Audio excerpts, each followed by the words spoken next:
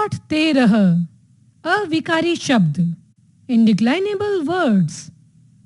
बच्चों, आपने विकारी शब्दों के बारे में पढ़ लिया है, अर्थात ऐसे शब्द जिन पर लिंग, वचन, कारक और काल का प्रभाव पड़ता है। अब आप अविकारी शब्दों के बारे में पढ़िए। अविकारी शब्द अव्यय भी कहलाते हैं। इनके रूप में लिंग, वचन, पुरुष, काल और व्याकरणिक कोटियों के प्रभाव से कोई परिवर्तन नहीं होता। जैसे लड़की धीरे धीरे चलती, लड़का धीरे धीरे चलता है।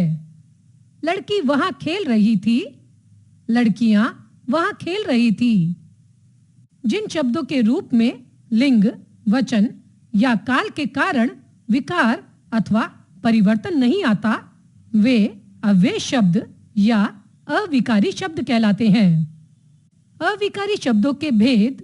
अविकारी शब्द 5 प्रकार के होते हैं। 1 क्रिया विशेषण, 2 संबंध बोधक, 3 समुच्चय बोधक, 4 विस्मयादि बोधक, 5 निपात या अवधारक। 1 क्रिया विशेषण। वाक्य में क्रियापदों की विशेषता बताने वाले अविकारी शब्दों को क्रिया विशेषण कहते हैं।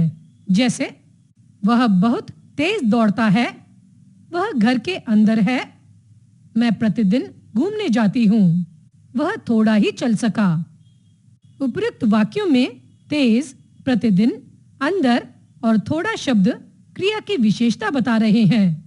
इन शब्दों में तेज शब्द से क्रिया के होने की रीति, प्रतिदिन शब्द से क्रिया के काल, अंदर शब्द से क्रिया के स्थान और थोड़ा शब्द से क्रिया के परिमाण का बोध हो रहा है। अतः क्रिया की विशेषता बताने वाले ये शब्द क्रिया विशेषण हैं। क्रिया विशेषण के प्रकार। क्रिया विशेषण को 2 आधारों में बांटा गया है। 1 अर्थ के आधार पर, 2 रचना के आधार पर। अर्थ के आधार पर क्रिया विशेषण के 4 भेद हैं। रीतिवाचक क्रिया विशेषण, कालवाचक क्रिया विशेषण, स्थानवाचक क्रिया विशेषण, परिमाणवाचक क्रिया विशेषण। रीतिवाचक क्रिया विशेषण। जिन अविकारी शब्दों से क्रिया के होने की रीति या विधि का पता चले, उन्हें रीतिवाचक क्रिया विशेषण कहते हैं। इस क्रिया विशेषण से प्रकार, निश्चय, अनिश्चय, स्वीकार, कारण, निषेध आदि अनेक अर्थ प्रकट होते हैं। जैसे मनोज ईमानदारी से काम करता है, अचानक वह गिर पड़ा, मैं उनसे भली भांति परिचित हूँ, मैं अवश्य जाऊंगा। उपयुक्त वाक्यों में ईमानदारी, अचानक, भली भांति तथा अवश्य शब्दों से क्रिया के घटित होने की रीति अथवा विधि संबंधी विशेषताओं का बोध हो रहा है। अतः ये रीतिवाचक क्रिया विशेषण हैं। कालवाचक क्रिया विशेषण। क्रिया होने के समय से संबंधित विशेषताओं का बोध कराने वाले शब्दों को कालवाचक क्रिया विशेषण कहते हैं। जैसे वह रात भर जगता रहा, मैं दिन भर काम करता रहा, वह आगरा परसों जाएगा, लगातार वर्षा हो रही है। उपयुक्त वाक्यों में रात भर, दिन भर, परसों तथा लगातार शब्दों से क्रिया के होने के समय संबंधी विशेषताओं का बोध हो रहा है। अतः ये कालवाचक क्रिया विशेषण हैं। स्थानवाचक क्रिया विशेषण। जिन क्रिया विशेषण शब्दों से क्रिया के होने का स्थान ज्ञात होता है, उन्हें स्थानवाचक क्रिया विशेषण कहते हैं। जैसे सैनिकों चारों ओर फैल जाओ, नेहा अंदर बैठी है, कौवा छत पर बैठा है, हमें सड़क के बाईं ओर चलना चाहिए। उपयुक्त वाक्यों में चारों ओर, अंदर, पर तथा बाईं ओर शब्दों से क्रिया के घटित होने की दिशा अथवा स्थान संबंधी विशेषताओं का बोध हो रहा है। अतः ये स्थानवाचक क्रिया विशेषण हैं। परिमाणवाचक क्रिया विशेषण। क्रिया की मात्रा अथवा मापतौल संबंधी विशेषता का बोध कराने वाले शब्दों को परिमाणवाचक क्रिया विशेषण कहते हैं। जैसे काम लगभग पूरा हो गया, मोहन खाना बहुत खाता है, वह बहुत बोलती है, नेहा अधिक बोलती है। उपयुक्त वाक्यों में पूरा, बहुत, बहुत तथा अधिक शब्दों से क्रिया की मात्रा अथवा मापतौल संबंधी विशेषताओं का बोध हो रहा है, अतः ये परिमाणवाचक क्रिया विशेषण हैं। रचना के आधार पर क्रिया विशेषण के भेद। रचना के आधार पर क्रिया विशेषण को दो भागों में बांटा गया है। एक, मूल क्रिया विशेषण। दो, यौगिक क्रिया विशेषण। मूल क्रिया विशेषण, जो क्रिया विशेषण दूसरे शब्दों में उपसर्ग या प्रत्यय लगाए बिना ही अपने मूल रूप में प्रयोग होते हैं, उन्हें मूल क्रिया विशेषण कहते हैं।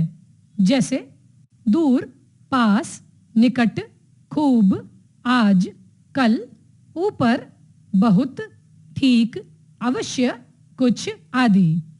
यौगिक क्रिया विशेषण, जो क्रिया विशेषण दूसरे शब्दों में प्रत्यय लगाकर या समास द्वारा बनते हैं, वे यौगिक क्रिया विशेषण कहलाते हैं। जैसे एक बार, जल्दी से, दिन भर, जीवन भर, प्रतिदिन, आजीवन, वस्तुतः, संभवतः आदि। क्रिया विशेषण और विशेषण में अंतर।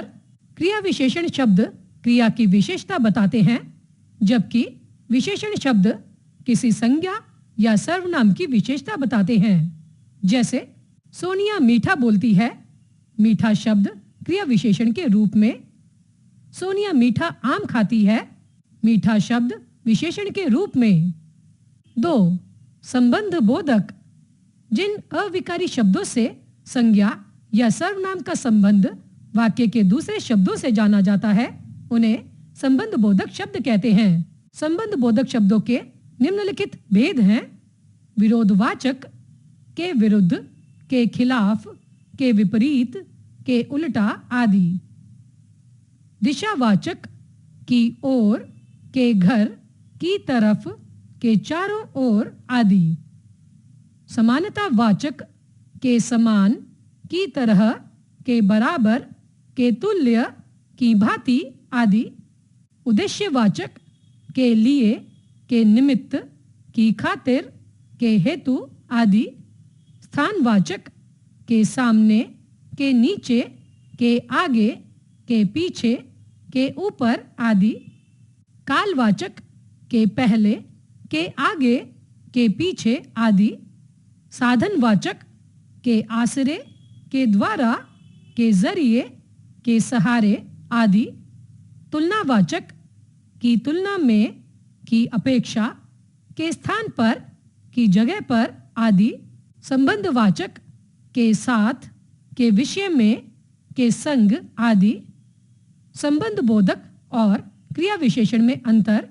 हिंदी में कुछ शब्दों का प्रयोग संबंध बोधक और क्रिया विशेषण दोनों के रूप में होता है। जब संज्ञा या सर्वनाम के साथ इनका प्रयोग होता है तो ये संबंध बोधक कहलाते हैं, परंतु जब यह क्रिया की विशेषता बताते हैं तो क्रिया विशेषण कहलाते हैं। जैसे संबंध बोधक क्रिया विशेषण, अखिल अपने मामा जी के यहाँ रहता है, अखिल यहाँ रहता है। मंदिर घर के सामने है, मंदिर सामने है। टोपी वाला पेड़ के नीचे लेटा है, टोपी वाला नीचे लेटा है। 3. समुच्चय बोधक, जो अव्यय पद एक शब्द का दूसरे शब्द से, एक वाक्य का दूसरे वाक्य से अथवा एक वाक्यांश का दूसरे वाक्यांश से संबंध जोड़ते हैं, वे समुच्चय बोधक अव्यय या योजक कहलाते हैं। जैसे मंजीत परीक्षा न दे सका क्योंकि वह समय पर नहीं पहुंचा। तुम पढ़ो या सो जाओ। राधा आएगी या रमा आएगी। उपयुक्त वाक्यों में क्योंकि, या और या आदि शब्द दो वाक्यांशों को जोड़ने का कार्य कर रहे हैं, अतः ये समुच्चय बोधक अव्यय हैं। समुच्चय बोधक के भेद। समुच्चय बोधक शब्दों को दो भागों में बांटा गया है। एक, समानाधिकरण समुच्चय बोधक। दो, व्यधिकरण। समानाधिकरण समुच्चय बोधक, जो समुच्चय बोधक शब्द एक स्थिति अथवा जाति के दो स्वतंत्र शब्दों, वाक्यांशों या वाक्यों को जोड़ने का कार्य करते हैं, उन्हें समानाधिकरण समुच्चय बोधक कहते हैं। जैसे कृष्ण और सुदामा मित्र थे। वह सुबह दिल्ली गया तथा शाम को वापस लौट आया। गीता में धर्म एवं कर्म का संदेश दिया गया है। समानाधिकरण समुच्चय बोधक के भेद। समानाधिकरण समुच्चय बोधक के 4 भेद हैं। 1 संयोजक, 2 विरोधक, 3 विकल्पक, 4 परिणामक। संयोजक ऐसे समुच्चय बोधक शब्द जो 2 समान वर्ग के शब्दों, वाक्यांशों अथवा वाक्यों को जोड़ने का कार्य करते हैं संयोजक कहलाते हैं। और, तथा, एवं, व आदि शब्द संयोजक शब्द हैं। जैसे सोनिया, मधु, निशु और सपना 8वीं कक्षा में पढ़ती हैं। अर्जुन, श्याम व करण मित्र हैं। राम एवं लक्ष्मण भाई थे। विरोधक जो अव्यय शब्द 2 कथनों में से प्रथम का विरोध या निषेध प्रकट करते हैं वे विरोधक कहलाते हैं। जैसे उसने मुझे बुलाया है लेकिन मैं नहीं जाऊंगा। मैं जाना चाहता था मगर न जा सका। कल्पना चावला ने भारत में ही नहीं बल्कि पूरी दुनिया में नाम रोशन किया। विकल्पक ऐसे समुच्चय बोधक जो 2 शब्दों, वाक्यांशों अथवा वाक्यों के मध्य विकल्प का बोध कराते हैं विकल्पक कहलाते हैं। जैसे आप साधारण पानी पिएंगे या फ्रिज का ठंडा पानी। काम ढंग से करो अन्यथा नौकरी से हाथ धोना पड़ेगा। परिणामक ऐसे समुच्चय बोधक जो 2 वाक्यांशों को जोड़ते हैं जिनमें दूसरा वाक्यांश अथवा वाक्य पहले के परिणाम की सूचना देता है परिणामक कहलाते हैं। जैसे उसने कठिन परिश्रम किया इसलिए प्रथम आया। मेरी बात पर ध्यान दो नहीं तो बाद में पछताओगे। व्यधिकरण समुच्चय बोधक वे अव्यय शब्द जो एक या अधिक आश्रित उपवाक्यों को जोड़ने का कार्य करते हैं व्यधिकरण समुच्चय बोधक अव्यय कहलाते हैं। जैसे वह प्रथम आया क्योंकि उसने मन लगाकर पढ़ाई की। वह तेजी से दौड़ा ताकि रेलगाड़ी में चढ़ सके।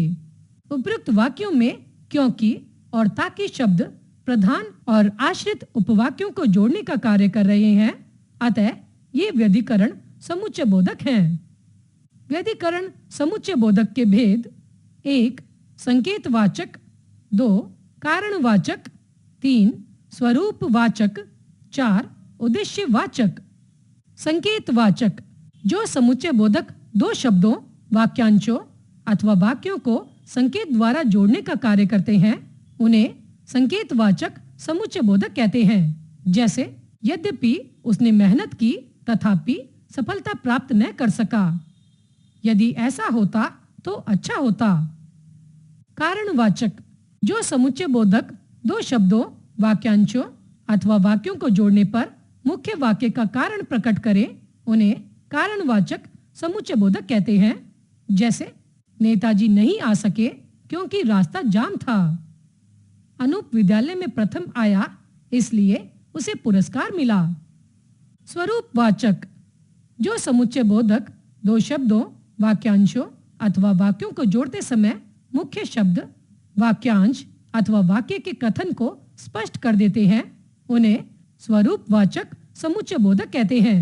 जैसे वह इतनी सुंदर है मानो परी खड़ी हो। आज 2 अक्टूबर अर्थात गांधी जयंती है। उद्देश्यवाचक जो समुच्चय बोधक 2 शब्दों, वाक्यांशों अथवा वाक्यों के मध्य उद्देश्य का बोध कराते हैं उन्हें उद्देश्यवाचक समुच्चय बोधक कहते हैं। जैसे हर्ष को बाजार जाना है इसलिए तैयार हो रहा है। वह बहुत परिश्रम करता है ताकि सफल हो सके। 4 विस्मयादि बोधक। विस्मयादि बोधक शब्द 3 शब्दों के मेल से बना है। विस्मय जमा आदि जमा बोधक अर्थात विस्मय यानी कि आश्चर्य आदि का बोध कराने वाले शब्द। आहा कितने सुंदर फूल हैं। शाबाश तुम बहुत अच्छा खेले। सावधान आगे खतरा है। हाय मैं बर्बाद हो गया। उपयुक्त वाक्यों में आहा, शाबाश, सावधान और हाय आदि शब्दों से क्रमशः हर्ष, उत्साह, चेतावनी, शोक आदि मनोभावों का बोध हो रहा है, अतः ये विस्मयादि बोधक शब्द हैं। विस्मय, हर्ष, शोक, घृणा, प्रशंसा जैसे मन के भावों को प्रकट करने वाले शब्दों को विस्मयादि बोधक शब्द कहा जाता है। विस्मयादि बोधक शब्दों की विशेषताएं निम्नलिखित हैं। ये शब्द प्राय वाक्य के प्रारंभ में आते हैं। इन शब्दों का संबंध वाक्य के किसी अन्य शब्द से नहीं होता है। इन शब्दों के साथ विस्मयादि बोधक चिन्ह का प्रयोग होता है। इन शब्दों पर लिंग, वचन और कारक का कोई प्रभाव नहीं पड़ता है। कभी-कभी संज्ञा, सर्वनाम, विशेषण आदि शब्द भी विस्मयादि बोधक शब्दों के रूप में प्रयुक्त होते हैं। ये शब्द हमारे मुख से अनायास ही बाहर निकल आते हैं। मन के भावों के आधार पर विस्मयादि बोधक शब्दों को निम्नलिखित भागों में वर्गीकृत किया जाता है। आश्चर्य बोधक, क्या, अरे, हैं, ओह, बाप रे बाप, बाप रे आदि। हर्ष बोधक, अति सुंदर, बहुत अच्छा, वाह, क्या खूब, आहा आदि। शोक बोधक, हाय, ओ माँ, हाय राम, ओह, उफ आदि। स्वीकृति बोधक, अच्छा, जी, ठीक, बहुत, अच्छा, हाँ हाँ आदि। चेतावनी बोधक, खबरदार, होशियार, सावधान, बचो, हटो आदि। आशीर्वाद बोधक, प्रसन्न रहो, आशीर्वाद, आयुष्मान, जीते रहो, दीर्घायु हो आदि। अभिवादन बोधक, नमस्कार, राम राम, नमस्ते, प्रणाम आदि। 5. निपात, वे अव्यय शब्द जो वाक्य में किसी शब्द के बाद लगकर विशेष प्रकार का बल देते हैं, उन्हें निपात कहते हैं। जैसे, हम भी तुम्हारे साथ चलेंगे, डॉक्टर अभी तक नहीं आए, तुम मेरे साथ भी खा सकते हो, मात्र बात करने से कुछ नहीं होता। उपयुक्त वाक्यों में भी, अभी, भी तथा मात्र का प्रयोग तुम्हारे साथ, मेरे साथ, अभी तक तथा बात करने पर बल देता है, अतः ये निपात हैं। वाक्यों के माध्यम से कुछ अन्य निपातों का प्रयोग, वर्षा तो होगी, आंधी भी आएगी, मुझे ही रिपोर्ट दर्ज करवानी है, डॉक्टर जी अभी तक आए नहीं हैं, रमा आज ही गांव वापस जा रही है, संदेश तो भेज ही दीजिए। निपात के अन्य उदाहरण लगभग, मत, भी, मात्र, तो, तक, सिर्फ, केवल, भर, हाँ आदि। निपात की निम्नलिखित विशेषताएं हैं। ये शब्द वाक्य को विशेष अर्थ प्रदान करते हैं। ये वाक्य में प्रयोग होकर उसके अर्थ को प्रभावित करते हैं। इन शब्दों पर लिंग और वचन का कोई प्रभाव नहीं पड़ता है। ये शब्द वाक्य के अंग नहीं माने जाते हैं। हमने सीखा, जिन शब्दों के रूप में लिंग, काल, कारक, वचन, पुरुष इत्यादि के कारण कोई परिवर्तन नहीं होता, उसे अविकारी शब्द कहते हैं। अविकारी शब्द अव्यय भी कहलाते हैं। अविकारी शब्दों के 5 भेद हैं। 1. क्रिया विशेषण, 2. संबंध बोधक, 3. समुच्चय बोधक, 4. विस्मयादि बोधक, 5. निपात। जो अविकारी शब्द क्रिया की विशेषता का बोध कराते हैं, वे क्रिया विशेषण कहलाते हैं। निपात पर लिंग और वचन का कोई प्रभाव नहीं पड़ता। मन के भावों को प्रकट करने वाले विस्मयादि बोधक शब्द कहलाते हैं। विस्मयादि बोधक वाक्य के आरंभ एक सही विकल्प